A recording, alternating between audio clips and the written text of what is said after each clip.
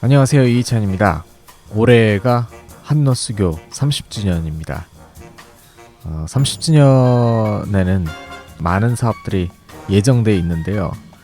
20주년은 어땠는지, 또 30주년은 어때야 하는지, 그런 이야기들을 전반적으로 나눠볼 예정입니다.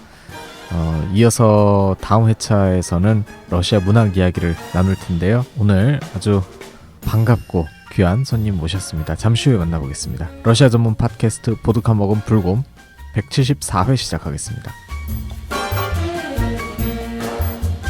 고정 패널 소개하겠습니다. 안녕하세요. 러시아 여행작가 서진영입니다. 반갑습니다. 안녕하세요. 방송인 일리야입니다. 반갑습니다. 네, 그리고 오늘의 게스트 오래전부터 모시고 싶었는데 자기소개 부탁드립니다. 예, 반갑습니다. 오래전부터 나오고 싶었는데 이제서 나오게 됐습니다. 단국대학교 함영준 교수라고 합니다. 네, 반갑습니다. 반갑습니다. 단국대학교에서 러시아어도 가르치시고 좀 더 네. 구체적으로 설명을 해주세요. 제가 처음 임용됐을 때는 노어 노문학과로 임용이 됐었죠. 그래서 러시아와 러시아 문학, 제 전공은 러시아 문학인데, 그러다가 세월이 좀 이상하게 가면서 이제 문학에 대한 관심들이 모든 대학과 사회에서 적어지기 시작하면서 지금은 과가 러시아어과가 됐습니다. 그래서 지금은 그럼에도 불구하고 지금 러시아어와 러시아 문학 그리고 러시아 문화 이런 것들을 강의를 하고 있죠. 저희 게스트들에게 드리는 단골 질문은 어떻게 해서 러시아와 연이 되셨는지 그 이야기를 좀 해주세요. 그 이야기를 하면 뭐 이게 2시간 다 잡아먹을 것 같은데 간단하게 이야기를 하면 제 결정은 아니었고 저희 아버님의 결정이었습니다.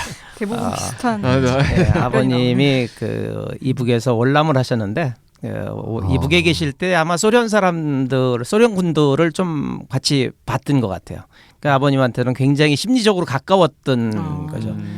제가 저야 뭐 그 당시 소련이었으니까 이거는 굉장히 먼 나라라고 생각했는데 그것이 첫 번째 이유고, 두 번째는 고등학교 2학년 때 첫사랑을 했었는데 그때 뭔지도 모르고 종로서적 가서 읽은 책이 투르게니에프의 첫사랑이었어요. 전혀 제 첫사랑과는 상관이 없음에도 불구하고 그 제목 때문에 굉장히 아름다웠다라는 생각이 들었어요. 그래서 이런 것들을 쓴 나라, 그리고 이거를 원서를 읽으면 어떨까 하는 그런 생각들을 갖게 됐었죠. 굉장히 고급스러운데요. 낭만적인 낭만적인. 저희 때는 뭐 다 낭만만 가지고 살았어요.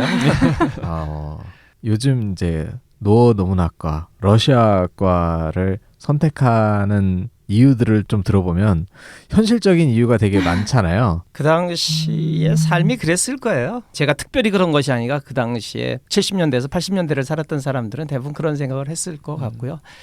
한 가지 제가 좀 요즘 보면서 아쉬운 거는 제가 이제 81학번인데 대학에 들어갈 때만 해도 전부 지성인이라고 얘기를 했었는데 지금은 이제 대학에 들어오는 모든 사람들이 전부 취준생이 돼버렸어요. 그래서 참 그 낭만이 없어져 버린 거죠, 말하자면. 예. 사실 요즘에는 대학교 1학년 마치고 2학년, 3학년 때 언어 교환, 연수 또 마치고 유학을 얼마든지 갈 수 있는 환경인데 81학번이면 80년대만 해도 소련이었을 텐데 소련이에요. 네. 사실 네. 러시아어를 공부한다는 것 자체도 굉장히 그쵸. 낯설었을 거고요. 거의 공부를 한 기억이 별로 없고요. 유일하게 그 당시에는 많은 사람들이 러시아어를 공부를 했죠. 학교 외국어 대학에서 공부를 하긴 했는데 그 당시에 친하게 지냈던 외국인 교수님이 폴란드 분이셨어요. 레닌그라드에서 공부를 하시고 블란스 국적을 가지고 오신 분. 그러니까 러시아를 잘 하셨죠. 그분하고 같이 술 마시면서 했던 게 러시아의 사실은 다죠. 우리가 할 수 있는 것은 말할 수 있는 건 외국인밖에 없고 아니면 단파 라디오 듣는 것밖에 없었으니까 예. 러시아어에 대한 갈증은 지금보다 굉장히 많았죠. 못하게 할 수 있는 방법이 그렇죠. 없었으니까. 네. 그리고 나서 90년도에 유학을 가셨다고 하셨는데 어떻게 가게 되신 겁니까? 제 선배들이 모두 꿈이 러시아 가서 공부하는 게 꿈들이었는데 그게 사실상 불가능했죠. 왜냐하면 소련이었기 때문에. 그러다가 제가 89년도에 대학원 때 저도 이제 프랑스로 가려고 준비를 하고 있었어요. 그런데 89년도부터 조금 묘한 기분이 국가적으로 기운이 돌기 시작하더니 90년에 이제 수교가 됐어요. 그 전에 제가 90년 초에 모스크바 국립대학하고 그 당시에 레닌그라드 국립대학하고 두 군데 어플라이를 했어요. 근데 레닌그라드 국립대학에서 답이 왔어요. 수교되기 전인데 와도 된다라고 해서 그래서 수교되면서 바로 뛰어갔죠. 대학원을 마치고. 수교가 안 됐으면 못 가셨을 못 뻔했네요. 갔겠죠. 수교가 안 됐으면 저도 뭐 다 뭐 프랑스나 아니면 독일이나 미국이나 뭔가 예지를 아, 하고 던지신 것 그렇게. 같은 느낌인데요. 그렇군요. 그 당시 제가 딱 갔더니 그 당시에는 이 각서 같은 것도 쓰고 가야 돼요. 거기서 소련 가가지고 월북하지 않는다.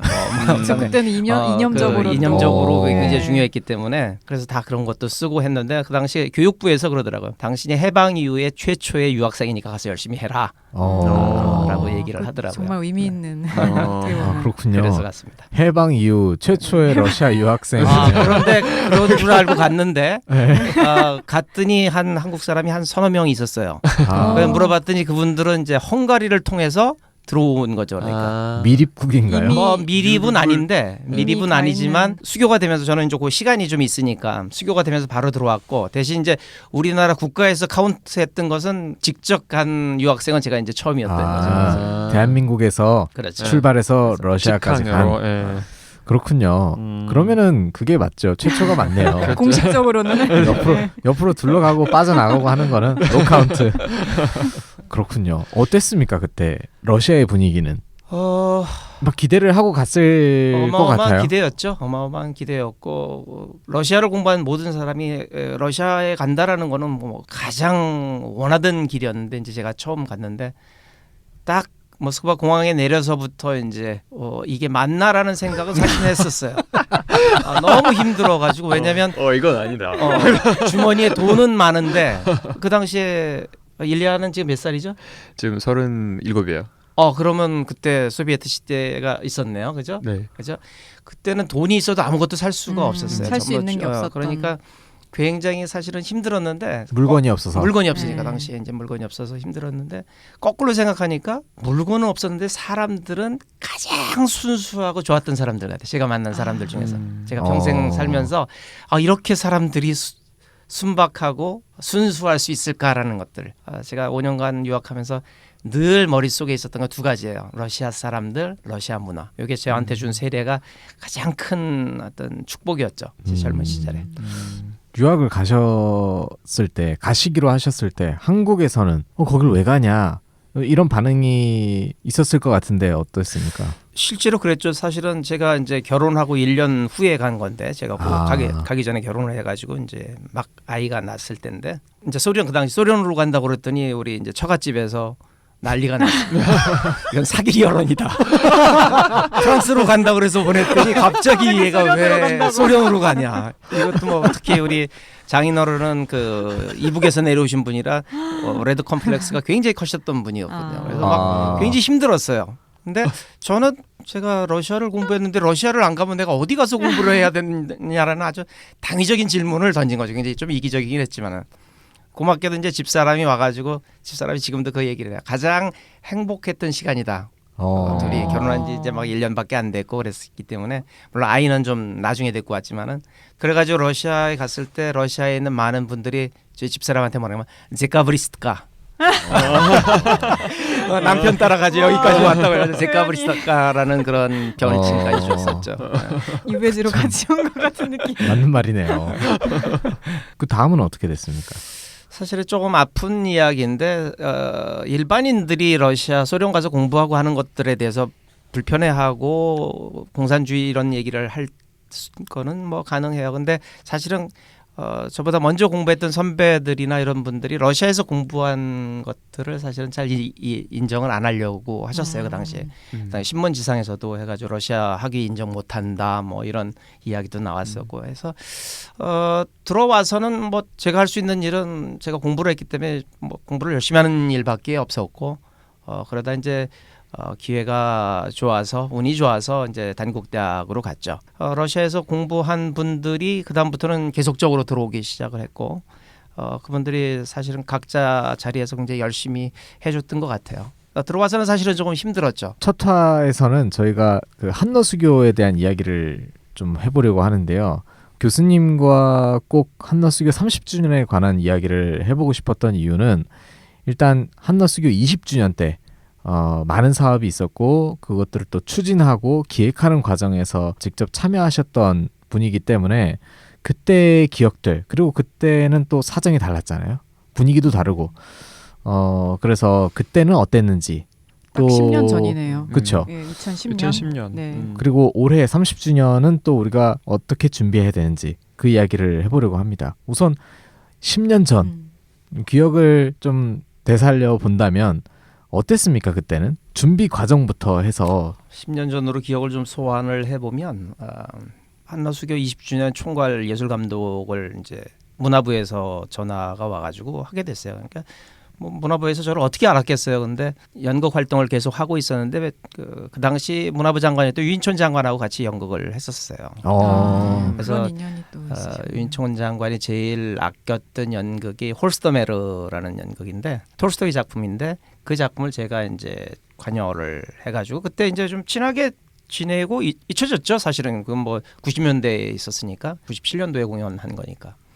근데 어느 날 연락이 와가지고 유 장관이 보자 한다고 해가지고 가서 봤더니 이런 거를 좀 했으면 좋겠다. 그래서 뭐 그런 거를 좀 해본 적도 없고 20주년 20주년 사업을 때 그게 벌써 20주년이 되기 그 전해에 그러니까 한 1년 반 정도죠. 네. 그러니까 그 전에 얘기를 했으니까 그래서 어떻게 해야 되는 거냐 그랬더니 이렇게 하면 된다. 그래서 알겠습니다. 그래서 시작을 했어요. 그랬더니 지금 생각하니까 20주년에 대해서 국가에서 갖고 있던 관심들은 꽤 컸다고 느껴져요.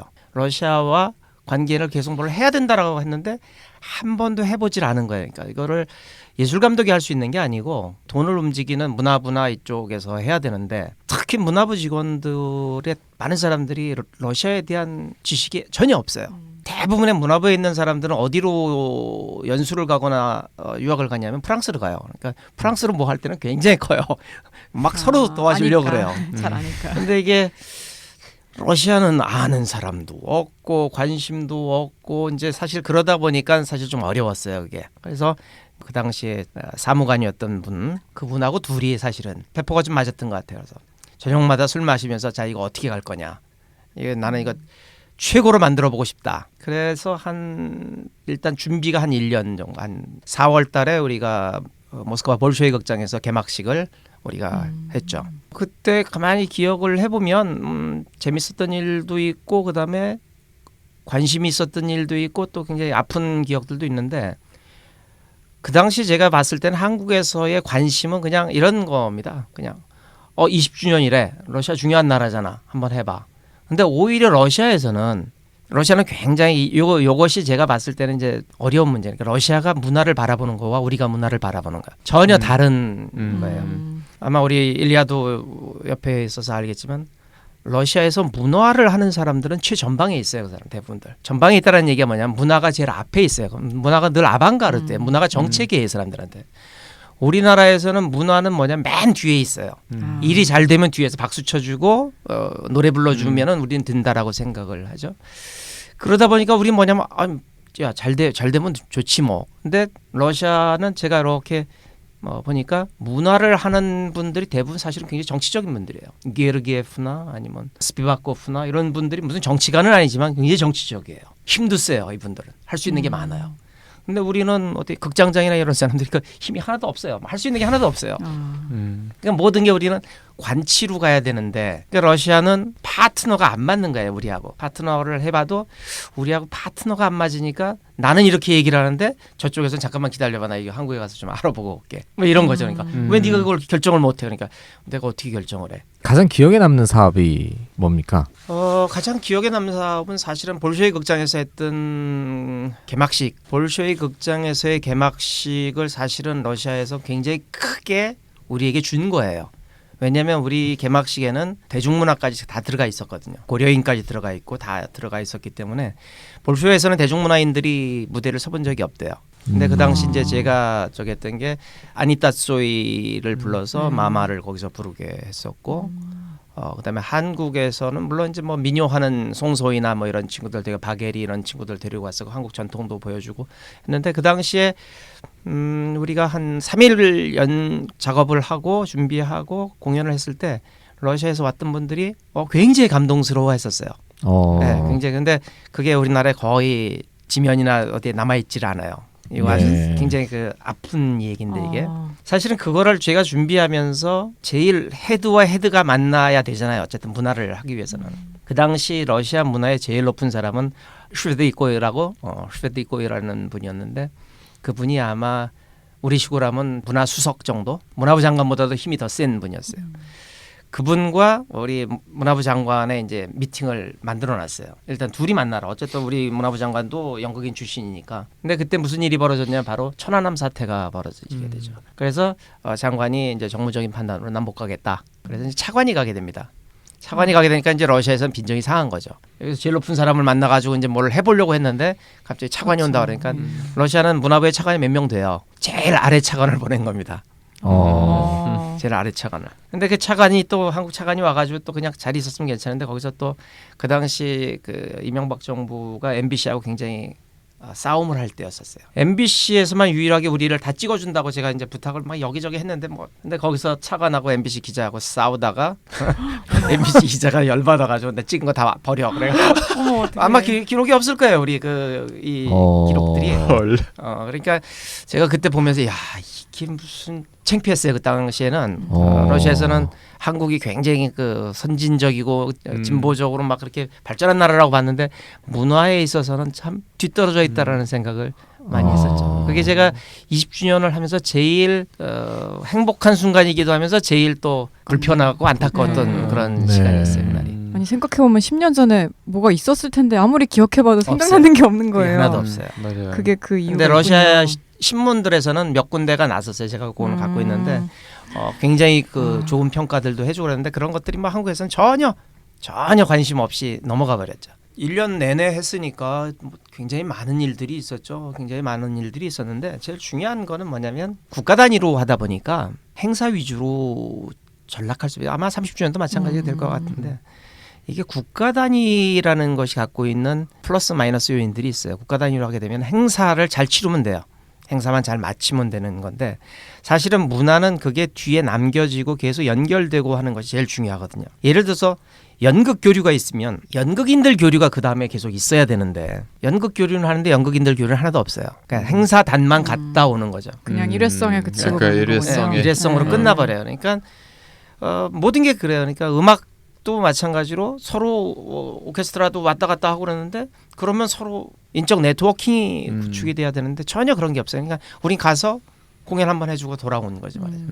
그러니까 이것이 제가 봤을 때는 우리가 앞으로 가야 될 해결해야 될 숙제 중에 하나예요. 그러니까 그렇다고 또 예산 없이 할 수는 없잖아요. 그때 했을 때 느낌이 이거를 조금 더 뒤로 연결시킬 수 있는 방법을 결국 못 찾았어요. 결국 못 찾고 결국 이제 행사 위주로 할 수밖에 없는 뭐 매달 돌아가니까요.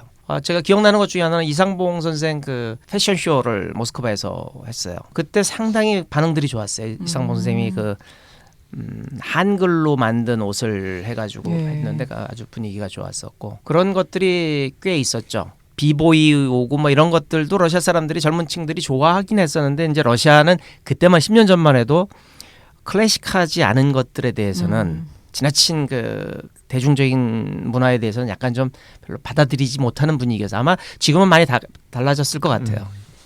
그 당시 한 가지 아쉬운 게 김기덕 감독을 그렇게 요구를 했었는데 김기덕 감독이 뭔가요? 그 당시 10년 전에 러시아에 김기덕 열풍이 불었었거든요. 예. 그렇죠. 막 김기덕 학회도 막 생기고 막 네. 했을 때였는데 김기덕 감독이 결국은 이제 연락이 안 돼가지고 그분을 제가 섭외를 못한 게 안타까웠던 일 중에 하나는 그거였던 것 같아요. 그렇군요. 뭐 이제 30주년인데 올해는 이제 봉준호로 다 갈아타지 않았을까. 전 세계적으로. 네, 다 이제 봉준호죠.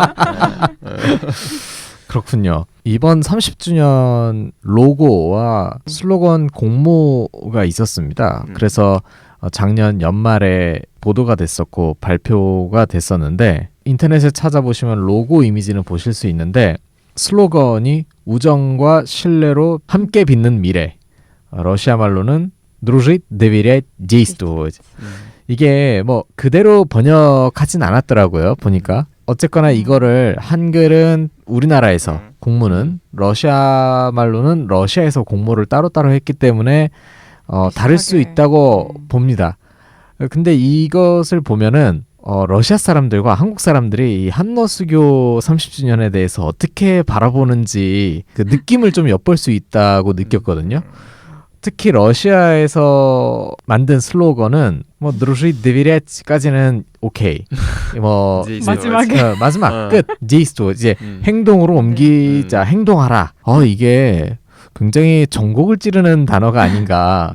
전반적으로 저는 뭐 잘 만들었다는 느낌을 받았는데 어떻게 보셨습니까? 지난번에 회의 가서 잠깐 보고 별로 생각은 안 했었는데 러시아는 늘 그런 요구를 했어요. 그러니까 러시아 계속 두드렸어요 한국에. 근데 한국에서 그것을 받아들일 만한 부처도 없고 일단은 받아들일 만한 관심 있는 사람이 없어요. 속이 터지는 그러니까 거군요. 러시아 러시아 입장에서. 그러니까 아까도 얘기한 것처럼 러시아는 일단 문화가 가지 않으면 또르모스가 거기에 자꾸 걸려요. 브레이크가 걸려요 걸려요. 거기서. 네. 왜 그러냐면 이게 역사적으로 보면 그게 있어요. 그러니까 특히 소비에트 문화 자체도 그렇고 늘 문화는 늘 선봉이었었어요. 이들이 가서 이들이 뭔가를 해놓고 그 다음에 들어와 가지고 하는데 우리는 뭐냐면 일단 경제적으로 니네들 우리 얼마 투자할 거야. 이거 되면 우리식으로 오케이 가자 접근하니까. 됐다 가자. 이건데 전혀 다르죠.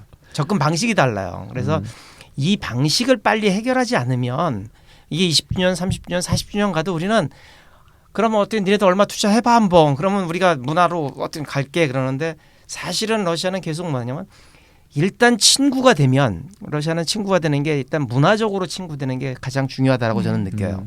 일본이 한국보다 한 40년, 50년 먼저 일본 기업이 들어갔어요. 모스크바에.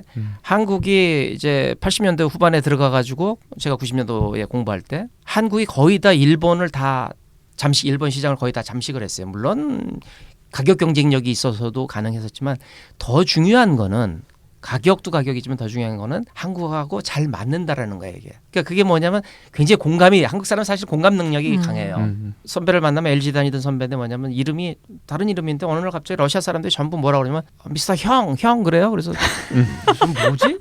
형이 뭐지? 그랬더니 가르쳐줬나 봐. 애들한테 이제 처음에 내 이름 형이야. 그래 이제 가르쳐 준 거예요. 그러니까 전부 형 그러면 이제 나중에 알았을 거 아니에요. 형이라고 그러면 깎아주는 거예요. 딜러들한테. 그 당시에 대리가 깎아줄 수 있는 게 1불 정도 깎아줄 수 있었대요. 그러니까 그런 것들이 이제 러시아 사람들하고 코드가 잘 맞는 거죠. 코드가 맞는 건데 네. 완전히 그 일본 같은 경우는 시스템에 의해서 움직이기 때문에 불가능하다 이거 다 해가지고 야, 이거 안 돼. 그걸 어떻게 돼? 그거는 내가 할 수 없는 거지. 그러한 것들은 되는데 문화로 넘어오면은 사람들이 이 문화 속에서는 이걸 안 하려고 하는. 그러니까 아마 우리 사회가 가지고 있는 가장 그래서 제가 늘 그런 얘기를 해요. 북한을 가거나 사회주의권이었던 북한을 가거나 러시아를 갔을 때 대통령이나 이런 국빈이 갔을 때 어디를 제일 먼저 데리고 가나 한번 생각해봐라. 극장으로 데리고 가요. 그러면 생각해 보세요. 다 극장으로 데리고 가요. 바빠 죽겠는데 또 피곤해 죽겠는데 극장 가가지고 뭐 보라 그러면 누가 좋아하게. 근데 왜 그러느냐. 그걸 한번 생각해봐라. 우리는 어떻죠? 우리나라 대통령이 외국 국빈 데리고 예술의 전당이나 세종문화회관 갔다는 기사 본 적 있습니까? 없습니다. 한 번도 없어요. 왜 그러냐면 우리 그냥 와인 한잔 하고 자 이번 잘합시다. 우린 너무 실리를 자꾸 생각을 하는데 러시아는 특히 일단 너하고 나하고 같이 가가지고 이 공연을 보고 같이 공감할 수 있으면 우리는 말할 수 있는 것들이 많아질 거야. 너는 나랑 같이 친구가 될 거야. 하는 것들을 자꾸 사인을 주는 거죠. 말하자면 공감 사인을 주는데 우리는 공감 사인을 야 피곤하게 그러지 마. 그냥 빨리 사인해 여기 이런 거죠. 말하자면 제가 느끼기에는 문화와 정치가 굉장히 잘 결합이 되어 있다. 그래서 문화를 정치적인 도구로서 굉장히 잘 활용했기 때문에 그 문화도 그 탄력을 받아서 여기까지 올 수 있지 않았나. 그러니까 이런 얘기가 있잖아요. 정치는 연출이다. 그 문화 기획자들이 정치인들이 문화와 정치를 어떻게 잘 융합하느냐에 따라 그 나라의 문화가 더 발전하고 덜 발전하고 그럴 수 있다는 생각이 드네요. 그게 맞는 얘기예요. 지금 얘기하신 게 맞는 얘기인데 문화와 정치가 결합돼 있다. 정말로 그래요. 걔네들은. 그런데 우리가 한번 제가 퀴즈를 한번 내볼게요. 문화가 이제 러시아로 꿀뚜라잖아요. 꿀뚜라. 어원이 뭔 것 같아요? 어디서 이거 외래어죠. 꿀뚜라는 컬처에서. 당연히 네. 그렇죠. 예. 당연히. 라틴어에서 왔겠죠. 왔겠죠. 예. 네. 러시아는 제가 이 꿀뚜라라는 단어가 언제부터 쓰여졌는가를 한번 제가 조사를 해봤어요. 푸시킨의 모든 작품 속에서 꿀뚜라는 없어요. 꿀뚜라는 단어가. 아, 나중에 생긴 거네요. 고골 작품에도 없어요. 거의 19세기 후반에 가야지 꿀뚜라라는 단어가 생겨요. 왜냐하면 꿀뚜라는 원래 cultivate 이게 경작하다라는 거에서 나온 그렇죠. 거잖아요. 네. 그러다가 이제 독일을 거쳐 독일에서 그게 이제 꿀뚜라라는 지금 오늘날의 문화가 됐는데 러시아는 이런 개념이 브로스베시에니에라는 단어로 써왔어요. 계속 브로스베시에니에 계몽 우리는 계몽이라고 얘기했는데 네. 브로스베시에니에라는 걸 잘 생각해 보면 빛이 통과하는 거잖아요. 그렇죠. 빛이 통과 하늘의 빛이 나한테 Enlightenment. 통과되는 게 그게 예. 문화예요. 러시아에서는 굉장히 종교적이에요. 그리고 굉장히 뭐라 그럴까 영적이에요. 자기 개발이 아니에요. 러시아에서는. 그래서 문화는 같이 해야 된다라는 것들이 있어요. 그래서 러시아의 그 베르자예프나 아니면 그 플로렌스키 같은 그 철학자들이 뭐라고 얘기하냐면 러시아의 꿀뚜라는 말은 이쪽 이 라틴어의 영어 쪽에서 있는 컬티베이트에서 온 게 아니라 꿀뜨에서 왔다. 컬트. 컬트. 숭배하다에서 왔다라고 주장을 해요. 아. 러시아의 문화는. 그래서 러시아는 꿀뚜라가 우리는 이건 숭배에서 숭배는 결국 종교적인 거잖아요. 그래서 종교적인 것이라는 것은 결국 공감을 빼면은 종교는 안 되기 때문에. 그래서 제가 봤을 때는 그 러시아의 이런 문화의 특징을 조금 알아야 문화를 이렇게 접근하는 사람들이 이해가 되는데 그걸 모르고 우리는 단지 그냥 실적이 몇 개 갈까 이번에 그런 생각을 그러니까 그게 옳고 그르고의 문제예요. 반면에 우리는 문화는 휴식의 개념이 많잖아요. 시간 있을 시간, 때 하는. 네, 좀 문화생활 좀 여유 하자. 그럼 뭐. 좀 놀자. 네. 나 좀 즐겁게 해봐. 그게 어느 게 좋고 나쁘고를 떠나가지고 서로 둘이 잘 맞으면 훨씬 좋은 것은 나는 러시아하고의 문화 교류는 사실 그런 측면에서 우리가 찾아가야 되는 것이 아닌가라는 생각을 해요. 그러니까 수교 행사도 저는 그런 측면에서 진행이 됐으면 좋겠다. 제가 제일 싫어하는 게 문화 제국주의예요. 문화를 자꾸 수용과 영향의 관점으로 보면은 안 돼요. 우린 자꾸 옛날부터 미국 문화가 우리를 우리한테 영향을 주고 우린 그걸 수용하고 하는 그런 것들이 아니라 문화는 수신과 발신이에요. 결국 이리 주고 저리 주고 굉장히 평등해요. 그러니까 아프리카 문화도 들어올 수 있고 우리가 줄 수 있고 서로 이 수신과 발신이 잘 돼야 되는데 우린 자꾸 지금도 그러잖아요. BTS가 가면 세계를 제패해야 되잖아요. 공주로도 이게 제패할 필요 없어요. 문화는 서로 주고받는 거거든요. 주고받아야지.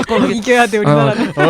제패하지 말고 이제 수신과 발신으로 가야 돼요. 그렇죠. 어쩌면 이게 현실에서 우리가 제국주의 국가가 되지 못해서 주변국을 제패하지 못한 그 한을 한들이 좀 자꾸 있어요. 자꾸 그런 데서 풀려고 하는 그런 경향이 있는 것 같습니다. 내년에 어루스케 시즌을 하겠다. 러시아에서 어루스케 시즌을 하는 나라는 그렇게 많지 않아요. 러시아는 그 문화 정책상 그냥 한국 같은 경우에는 그냥 문화 교류예요. 수교를 문화 교류해. 네, 러시아 시즌이라고도 할 수 있는데 그게 뭔지 간단히 설명을 해주세요. 러시아 시즌이라는 거는 지금 이제 한 4번인가 5번 정도 한 걸로 알고 있는데 러시아가 이제 문화적으로 상당히 이제 자부심이 있다 보니까 중요한 나라, 러시아가 생각하는 중요한 나라들이 있어요. 자존심이 좀 상하긴 하겠지만 사실은 러시아의 그 1순위, 2순위, 3순위 그 나라들을 했을 때 한국은 사실은 조금 뒷순위면은 분명해요. 러시아의 대외 정책이 있어서. 그래서 러시아는 터키가 우리보다 훨씬 더 중요한 나라예요.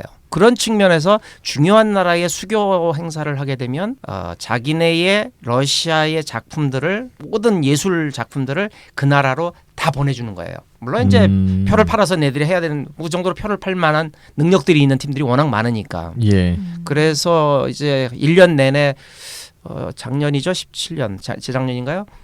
일본에서 러시아 시즌을 했죠. 시즌을 해서 약 한 70개 정도 팀이 와가지고 1년 내내 일본을 완전히 그 러시아 문화로 이렇게 깔아버린 그런 것들을 이제 지금 했던 나라가 아마 제가 기억하기에 독일을 했던 것 같고 프랑스 했는지 모르겠는데 그다음에 터키 했고 일본 했고 그다음에 몇 개 중에 하나가 지금 이제 한국을 이제 러시아 시즌에 내년에 러시아 시즌으로 하겠다. 네. 라고 이제 지난번에 뭐 외교부 갔을 때 들었는데 그 뭐 확정이 된 건지는 모르겠는데 아무튼 그렇게 하기로 했다고 얘기를 해요. 그래 그런 측면에서 봤을 때는 러시아가 한국을 이제 외교적으로도 그냥 두지는 않아야 되겠다라는 생각을 한 것 같아요. 그건 굉장히 중요한 이슈라고 보여져요. 제3자의 입장에서 보셨을 때 이런 부분은 좀 아쉽다. 이런 부분은 이렇게 해봤으면 더 좋지 않을까? 그런 생각들이 있으실 것 같아요. 관치 위주의 문화 행사가 우리에게 사실 발목을 잡고 있어요. 없었을 땐 그게 가능한데 어쩔 수 없이 일본이 이런 건 참 잘하고 있다. 왜냐하면 문화에 돈을 제일 많이 쓰는 나라가 어디일 것 같아요? 수출 많이 하는 나라가 문화에 돈을 많이 써요. 독일, 일본, 한국, 우리도 문화에 돈 굉장히 많이 써요. 왜냐하면 이거는 브랜드 파워이기 때문에 문화에 돈을 많이 쓰는데 우리는 쓰는 것만큼 효과가 별로 안 나타나요. 오히려 개인적인 천재들, 예를 들어서 BTS, 봉준호, 감독님. 김연아, 개인들이 하는 게 더 많죠. 개인들에 네. 의해서 이제 가죠. 뭐 그것도 굉장히 중요한 역할이긴 해요. 근데 그 밑에서 지속적으로 가야 될 문화는 사실은 지금 뭐 문화부에서 얘기하는 공공외교예요. 공공외교가 뭐냐하면 결국은 자체 세대. 예를 들어서 일본은 뭐를 하냐면 깜짝 놀랐던 게 일본학을 공부한 사람들, 러시아 사람들, 일본에 관심 있는 사람들이 모여서 자체 축제를 해요. 그러면 러시아 정부에서 지원을 조금 해줘요. 뒤에서. 그러면 이 사람들이 야 우리 이것 좀 보내줘. 이 사람 굉장히 유명한 사람인데 좀 보내줘. 그러면 그 정도만 보내줘요. 그리고 자체 축제를 한 일주일을 막 모스크바에서 해요. 근데 우리는 그게 안 돼요. 우리는 국가에서 보내는 거 외에는 개인들이 할 수가 없어요. 왜냐하면 일단 모스크바 자체에도 아직 한국학에 대한 것들이 안 돼 있는 것도 있지만 제일 부러웠던 게 뭐냐면 일본이 그렇게 할 수 있었던 건 그 당시에 아쿠닌이라고 아마 아실 거예요. 철도청장 했던 아쿠닌 부인이 어렸을 때 일본학을 공부했어요. 그래서 이분이 일본에 대한 그 굉장히 매니아예요. 그러니까 이분이 하다 보니까 러시아 철도청에서 메인 스폰이 돼가지고 이제 그거를 할 수 있어요. 지금 어떤지 모르겠는데 그렇게 진행이 돼가지고 지금 꽤 오랜 시간 동안 해요. 그래서 제가 봤을 때는 문화교류는 이렇게 사실은 좀 자발성이 좀 있어야 된다. 여기도 마찬가지. 한국에서 러시아 하는 것도 뭐 우리 보스터먹은 불곰도 그렇고 제가 하고 있는 그 정동 포럼도 그렇고 자발적인 행사들을 통해서 문화가 돼야지 자꾸 이렇게 관치와 이렇게 자꾸 예산 받아서 하는 것들은 예산 떨어지면 다 중단이 돼 버려요. 제가 봤을 때 앞으로 우리가 풀어야 될 숙제인 것 같아요. 그리고 국가는 옆에서 이렇게 지원해 주는 거야. 야 이런 거 필요해. 그러면 봤을 때 필요한 걸 지원해야 되는데 국가에서 끌고 나가다 보면 나중에는 안 끌고 나가면 안 하는 거죠. 뭐. 그것도 제가 이제 그 한국에서도 그렇고 러시아에서도 이제 러시아 갔다 오기도 하고 러시아에서 여러 가지 활동을 하고 있는데 항상 느끼는 게 이렇게 한국에 있는 한국 사람들이랑 했을 때도 똑같은 얘기를 하고 있어요. 그러니까 일본 같은 경우는 일본 정부에서 상당히 많이 지원해주고 있어요. 그러니까 일본에서 뭐 문화센터의 설치라든가 또는 문화센터의 그러니까 아주 기본적인 것들 교재를 보내거나 아니면 뭐 일본 전통 옷 보내거나 그러니까 이런 사소한 것들은 일본에서 상당히 잘 돼 있어요. 근데 한국에서는 항상 어딘가에 뭐 블라디보스토크나 모스크바에 가보면 뭐 문화센터에 거의 다 있어요. 근데 다 있는데 정말 러시아 사람들이 관심이 있고 정말 필요한 거는 안 보내줘요. 돈이 없다거나 또는 뭐 무슨 뭐 재원이 안 된다고 그러니까 뭐 여러 가지 핑계로 이제 안 보내주는 것도 있고 아니면 아예 거기 가서 일을 제대로 안 하는 사람들이 대부분을 봤어요 제가. 그러니까 문화센터가 있는데 그 문화센터에 종사하고 있는 사람들은 딱히 러시아 사람에게 한국 문화를 알리는 그런 마음이 많이 부족하다는 게 제 개인적으로 많이 느껴졌고요. 그러니까 예를 들어서 작년에 제가 블라디보스토크를 이제 행사를 치르러 갔는데 블라디보스토크에 한국관광공사 지점이 있어요. 그러니까 원래는 한국관광공사라는 기관이 한국 관광에 대해서 정보를 또 제공해주고 뭔가 관련된 행사를 진행해주고 그러니까 그런 그 역할을 해야 하는데 블라디보스토크이 사무실만 있지 아무런 활동을 하고 있진 않아요. 심지어 웹사이트가 없어요. 러시아 말로 되는 거. 러시아 사람들을 대상으로 하는 웹사이트는 영어와 한국말밖에 없어요. 그거 말이 되냐고요. 사무실이 있는데 1년에 행사가 많아야 2개예요. 8월 15일이라든가 또는 뭐 러시아 뭐 새해 때 뭐 설날 때 뭐 여러 가지 강의 같은 그것도 되게 딱딱하고 아주 건조한 강의. 뭐 무슨 행사가 뭐 김치 먹으면서 뭐 BTS 불러가지고 공연을 해주는 것도 아니고 정말 누군가의 대학교에서 교수님이 오셔서 뭐 한국 역사에 뭐 고조선 뭐 무슨 그런 강의를 해요. 지난번에 가서 한번 하지 않으셨어요? 그러니까 제가 가서 했는데 가서 무슨 강의 어떤 하셨어요? 강의를? 그때는 이제 문체부에서는 직접적으로 저에게 시켰어요. 이게 무조건 경상도에 대한 강의여야 돼요. 아예 콘텐츠를 정해서 주셨어요. 네, 콘텐츠를 딱 정해서 경상도 뭐에 대해서 했어요? 부산, 울산, 포항 뭐 볼 수 있는 곳들 기업들 뭐 아. 관광 이런 거에 대해서 강의를 어. 제가 했었어요. 뭐 우리 한국 사람들은 다 알겠지만 경상은 뭐 볼 게 많긴 한데 딱히 경상 외에도 한국에서는 볼 게 되게 많고 뭐 할 게 되게 많아요. 근데 경상에 집중해서 나머지 걸 다 배제해서 경상에 집중해서 하라는 거기 때문에 그럼에도 불구하고 러시아 사람들이 많이 왔고 많은 질문을 하고 상당히 많은 관심사를 보였어요. 그래서 강의가 끝나고 나서 제가 바로 또 제안을 했죠. 자, 이번에는 전라도에서 대해서 그런 강의를 해보자. 또는 뭐 제주도에서 강의를 해보자. 하고 싶지 않대요. 일단은 행사를 하려면 또 대강당을 필요하고. 대여해야 되고 뭐든가 예산을 또 추구해야 되고 그러니까 되게 관료적으로 되게 어렵대요 그게. 그래서 뭐가 아예 안 어렵다는 하는 게 관치예요. 그러니까 관료주의라는 게 우리나라의 직원들 중에서 러시아로 발령되면 되게 불편해하는 사람들이 아직도 굉장히 많아요. 그러니까 난 저기 가가지고 빨리 나와야 되는 곳이라고 탈출해야 생각을 돼. 하지. 맞아. 거기 가서 내가 열심히 해야지라는. 그러니까 첫 번째가 그게 문제고 두 번째는 그러다 보니까 이제 창의성이 없어요. 앞 사람이 한 것만 하면 돼요. 앞 사람이 한 만큼만 하고 나오면 되니까 그게 딱 욕 안 먹는 거죠. 그래서 제가 얘기하는 거는 이런 것도 자꾸 이제는 민간으로 넘어가야 된다. 그리고 민간에서 이거를 하고 관심 있는 사람들이 해야지 이거를 공무원들이 가서 절대 이건 안 된다. 근데 우리는 지금까지 모든 것들이 왜 공무원 위주로 가게 되냐면은 사실은 믿을 수가 없다라는 거거든요. 이 민간에 대한. 민간에 대한 그러니까 다시 말해서 NGO나 NPO나 이런 것들에 대한 우리 아직 그 역사가 짧기 때문에 그런 것들에 대한 믿음이 없는 거죠. 기회 있을 때마다 그런 얘기를 해요. 이제는 나눠줘라. 좀 말로만 공공외교 하면서 위에서 꽉 잡고 있으면 공공외교 하라고 그러면 그게 무슨 공공외교냐. 실제로 알아서 실제로 할 수 있는 토대를 만들어줘야 되는데 우리가 아직은 거기까지 지금 못 가고 있는 것은 분명한 것 같아요. 그런데 블라디보스톡에 있는 그 우리나라 관광청은 상당히 그 실망스럽네요. 그렇게 한다는 게. 실망스러울 뿐 아니라 블라디보스톡에 있었던 그 총영사관에 문화부에서 파견한 자리가 하나 있었어요. 지금 없어졌어요 그게. 문화부에서 왜요? 없어졌습니다. 가려고 하는 사람이 없어요 문화부 쪽에서. 첫 번째. 굉장히 불편한. 그게 그러니까 가장 내가 왜 애들도 있고 거기 가서 내가 춘대 가서 왜 있어 이런 거지 말하자면. 그래서 제가 사실은 늘 그런 얘기를 해요. 이게 잘 되기 위해서는 정부 각 부처에 러시아를 공부한 사람들이 많이 가야 된다. 맞아. 근데 문제는 러시아를 공부한 러시아과 출신들이 고시가 된 친구들이 있는데 러시아를 하나도 안 하고 고시를 되는 그러니까 러시아를 공부를 하면 고시를 못 해요. 그러니까 참 아이러니해요 이게. 러시아 같은 경우는 이제 전반에 문화가 있고 뒤에 비즈니스가 있다면 그 비즈니스가 항상 후원을 해요. 그러니까 뭐 예를 들어서 어딘가에 뭐 루스키 시즌가 열릴 때는 항상 뒤에 아에로플롯이 있고 항상 뒤에 가스프롬이 있고 누군가가 있어요. 근데 한국 비즈니스는 항상 피해요. 하여간 올해 30주년 저는 연결성 있는 사업을 했으면 좋겠다. 단타성 말고. 네, 맞아요. 지속적으로 할 수 가능해야 있는. 돼. 네. 우리가 단타성 사업이 너무 체질화되어 있는 것이 아닌가. 그러니까 정책도 가시적인 효과를 낼 수 있는 것에만 집중하다 보니까 결국 장기적으로 할 수 있는 게 아무것도 없고 정권 바뀌면 또 바뀌고 정권 바뀌면 부처명부터 바뀌는데 담당자도 무슨 바뀌고요. 무슨 정책을 꾸준히 할 수가 없죠.